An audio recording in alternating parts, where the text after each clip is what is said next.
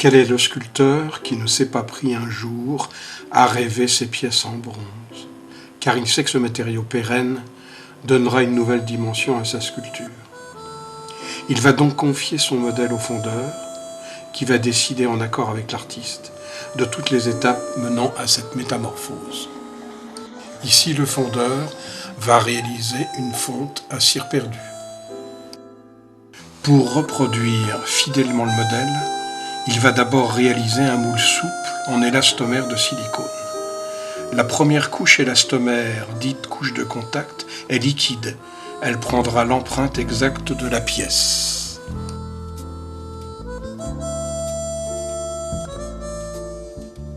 Ensuite, il s'agit d'épaissir l'élastomère afin d'obtenir une épaisseur de 4 à 5 mm.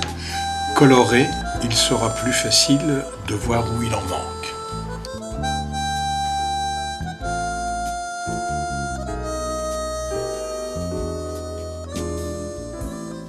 Moment précis où l'on profitera de cette pâte d'élastomère pour y incruster des morceaux de la même matière appelés tenons.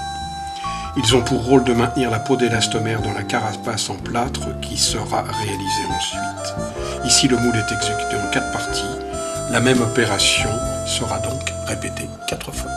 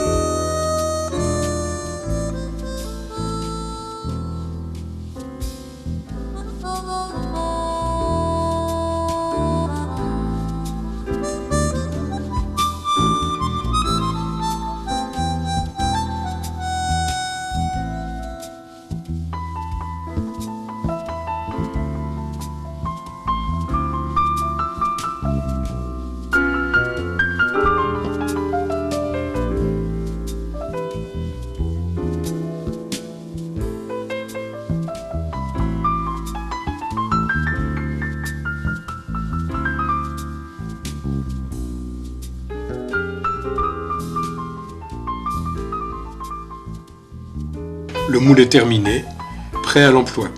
Reste donc à le démonter pour dégager le modèle et passer à l'étape suivante, qui est la préparation de l'épreuve en cire.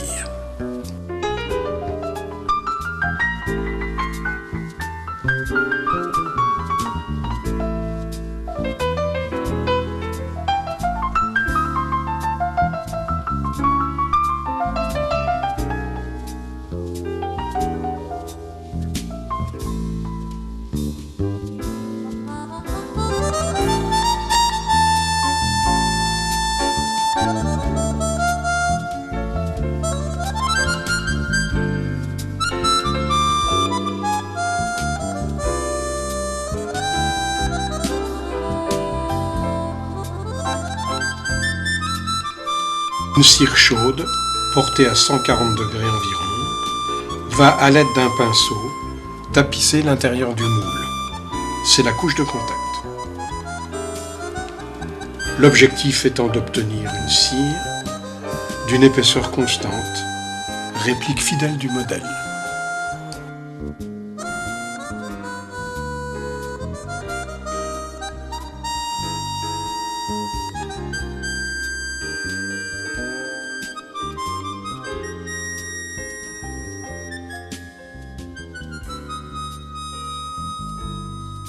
Ensuite, il s'agira de couler de nouveau de la cire dans l'épreuve, permettant ainsi de joindre les deux parties, façon œuf en chocolat.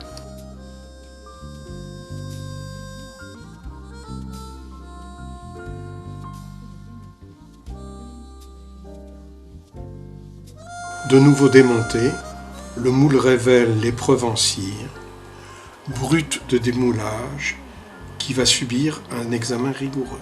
Ici, la trace du plan de joint est correcte. Reste à vérifier l'épaisseur, ni trop fine, ni trop importante. La pièce est enfin réassemblée et le résultat est l'exacte reproduction du modèle du sculpteur.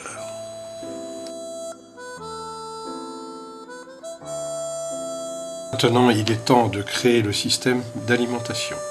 Il s'agit de connecter la cire grâce à des tiges de cire de différentes épaisseurs à l'embouchure appelée cône de coulée.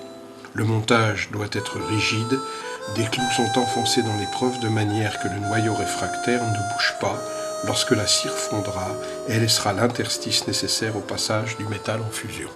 L'ensemble est recouvert d'une carapace réfractaire qui sera ensuite chauffée dans le four de cuisson et la cire prisonnière du revêtement s'échappera par les ouvertures des évents et du cône, d'où le nom fonte à cire perdue. L'ensemble réfractaire est sorti du four et retourné, serré dans du sable dans l'attente de la coulée.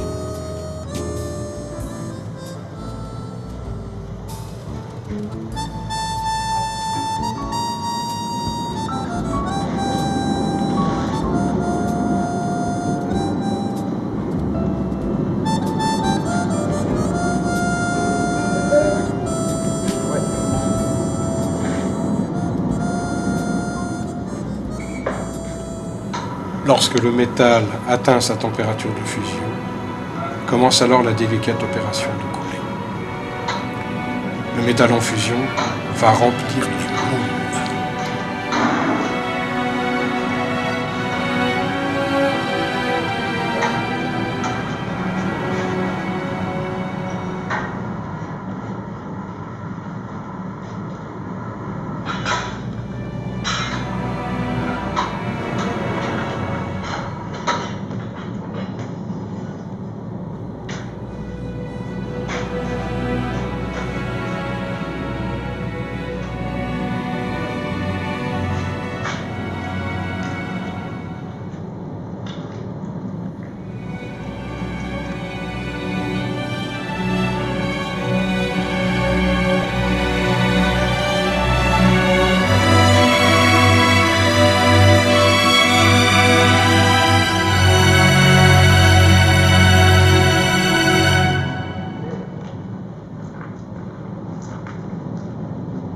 Le moule est plein, les évents débordent, la fonte semble réussie.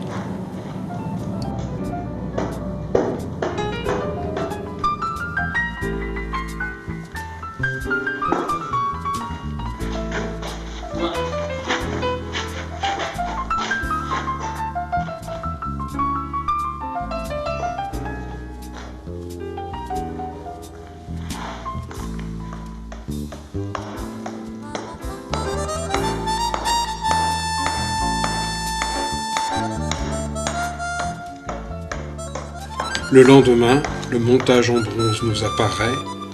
La carapace est détruite au jet haute pression.